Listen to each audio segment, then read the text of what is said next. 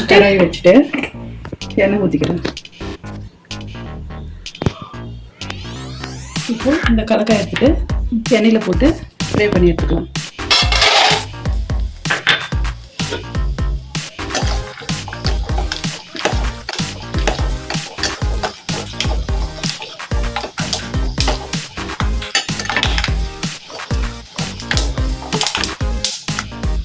Fry பண்ணியாச்சு.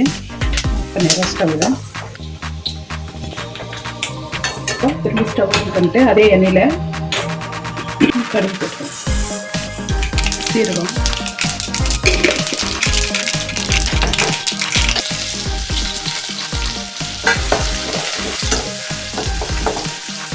கருவேப்பிலை,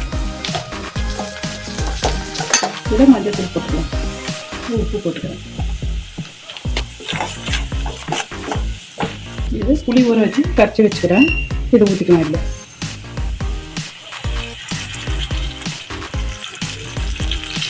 இதுலேயே வெள்ளம் வரைக்கும் வெள்ளை போட்டால் ஸ்வீட் கொஞ்சம் கொடுக்கும். ஸ்வீட்டு புளிப்பு காரம் எல்லாமே இருக்கும்.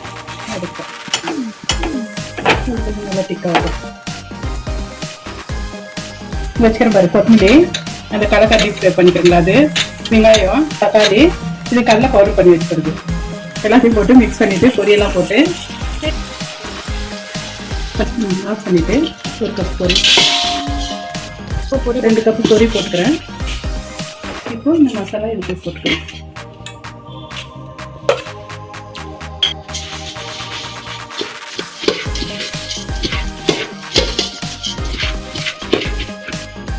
இதில் இந்த வெங்காயம் ஆட் பண்ணிக்கலாம். வெங்காயம், தக்காளி, கொத்தமல்லி,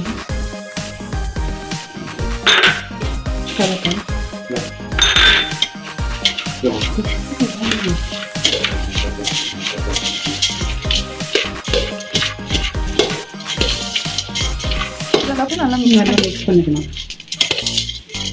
மிக்ஸ் பண்ணிட்டு இந்த கடலை பவுடர் இருக்குது இல்லையா, இதுவும் இதில் ஆட் பண்ணிக்கலாம்.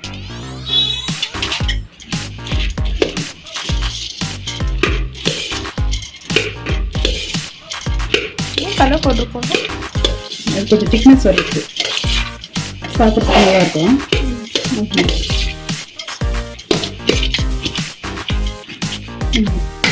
பேல்பூரி ரெடி ஆயிடுச்சு. இப்போ சாப்பிட்டு பார்க்கலாம் எப்படி இருக்கு.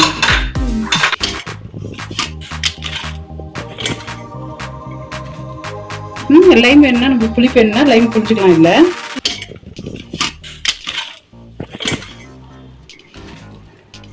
லைம் வேணும்னா நம்ம புளிப்பு வேணும்னா லைம் புளிச்சுக்கலாம். இல்லை அதனால லைம் வச்சிருக்கிறேன். நீங்களும் வீட்டில் ட்ரை பண்ணி பாருங்க. லைக் பண்ணுங்க, ஷேர் பண்ணுங்க.